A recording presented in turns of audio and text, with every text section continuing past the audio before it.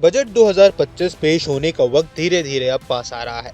इसी बीच कई चीजों पर विशेष ध्यान दिया जा सकता है, जैसे सरकारी टैक्स पर छूट, होम लोन आदि। इस बजट से आम लोगों से निवेशकों तक बड़ी उम्मीदें हैं। कहा वही जा रहा है कि सरकार टैक्स को लेकर भी कुछ ऐलान कर सकती है। विशेषज्ञों द्वारा नई टैक्स व्यवस्था में होम लोन को शामिल किए जाने को लेकर विचार किया जा सकता है। ऐसे में इसका ऐलान बजट में भी हो सकता है। वहीं बात करें पुरानी व्यवस्था के तहत, तो टैक्स पेयर्स को होम लोन कटौती का लाभ मिलता है। जो पुरानी टैक्स व्यवस्था सिलेक्ट करते हैं, वे कब्जे वाली संपत्ति पर होम लोन ब्याज के लिए 2 लाख रुपए की कटौती का दावा कर सकते हैं, जो कि नई टैक्स व्यवस्था में उपलब्ध नहीं है। नई व्यवस्था के तहत किराए पर दी गई संपत्ति के लिए कुछ रियायतें हैं। उदाहरण के लिए आयकर अधिनियम की धारा 24 के अनुसार टैक्स योग्य किराए की इनकम से होम लोन ब्याज की कटौती की कोई सीमा नहीं है। हालांकि लोन पर ब्याज अक्सर किराए की आय से अधिक होता है, जिससे संपत्ति के मालिक को नुकसान होता है। दुर्भाग्य से इस नुकसान की भरपाई अन्य स्रोतों से आय से नहीं की जा सकती है, या नई टैक्स व्यवस्था को आगे नहीं बढ़ाया जा सकता है। आईसीआई की रिपोर्ट के अनुसार नई टैक्स व्यवस्था के तहत घर, प्रॉपर्टी से इनकम पर टैक्स से संबंधित 3 सिफारिशें पेश की हैं। आईसीआई ने सरकार से रिक्वेस्ट किया है कि नई टैक्स व्यवस्था के तहत 2 लाख रुपए तक के ब्याज पर कटौती की अनुमति दी जाए। वहीं आईएसएआई ने यह भी सुझाव दिया है कि मकान संपत्ति से होने वाले नुकसान को अन्य चीजों के अंतर्गत होने वाली आय से समायोजित करने की अनुमति दी जानी चाहिए। ऐसे मामलों में जहां किसी अन्य मद के अंतर्गत कोई आय नहीं है, आईसीएआई का प्रस्ताव है कि हानि को आगामी 8 टैक्स निर्धारण वर्षों के लिए गृह संपत्ति से आय के विरुद्ध समायोजित करने के लिए पात्र होना चाहिए। वित्त मंत्री निर्मला सीतारमण बीते कुछ सालों की तरह इस साल भी 1 फरवरी को बजट 2025 पेश करेंगी। बजट से पहले सोशल मीडिया पर चर्चा है कि क्या सरकार इस बार ओल्ड टैक्स रिजीम खत्म करने वाली है। दरअसल बजट 2025 में सरकार डायरेक्ट टैक्स कोड का ऐलान कर सकती है।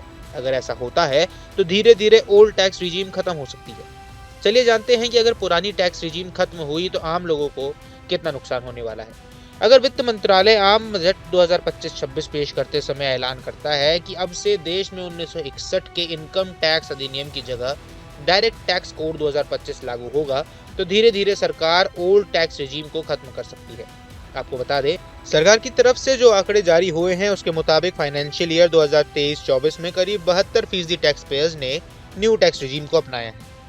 आइए अब जानते हैं कि ओल्ड टैक्स रिजीम से क्या समझते हैं। अगर आपकी सालाना आय 10 लाख से 12 लाख रुपए है, तो नए टैक्स रिजीम के मुताबिक ओल्ड टैक्स रिजीम आपके लिए ज्यादा फायदेमंद हो सकती है।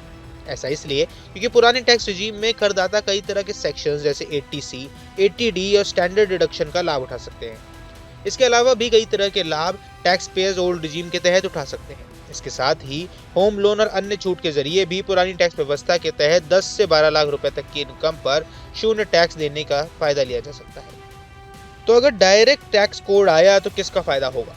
अगर आम बजट 2025-26 में डायरेक्ट टैक्स कोड का ऐलान होता है तो मिडिल क्लास टैक्स पेयर्स को इसका फायदा हो सकता है, खास तौर पर जिनकी सालाना इनकम 5 लाख से 15 लाख के बीच में है। इसके अलावा डायरेक्ट टैक्स कोड से टैक्स फाइलिंग प्रोसेस भी आसान हो सकती है। हालांकि अभी तक इस पर सरकार की ओर से कोई बड़ा ऐलान नहीं किया गया है, लेकिन चर्चा तेज है कि आम बजट 2025-26 के दौरान देश की वित्त मंत्री Nirmala Sitharaman direct tax code का ऐलान कर सकती है।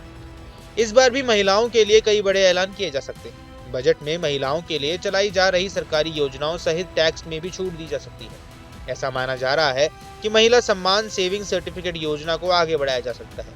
ये स्कीम वैसे मार्च में समाप्त होने वाली है। बजट 2025 में महिलाओं के लिए चलाई जा रही महिला सम्मान सेविंग सर्टिफिकेट की सीमा को आगे बढ़ाने को लेकर जल्द घोषणा हो सकती है। इस स्कीम का ऐलान वित्त मंत्री निर्मला सीतारमण ने साल 2023 में किया था।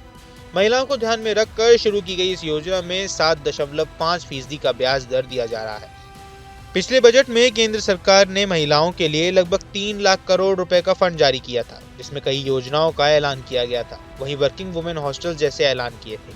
इसलिए माना जा रहा है कि इस बजट में भी महिलाओं को कई सौगातें दी जा सकती हैं।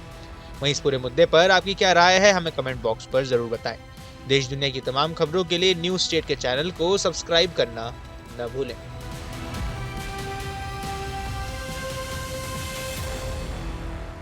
न्यूज नेशन अब व्हाट्सएप पर खबरों के ताजा अपडेट के लिए न्यूज नेशन के इस क्यूआर कोड को स्कैन करें।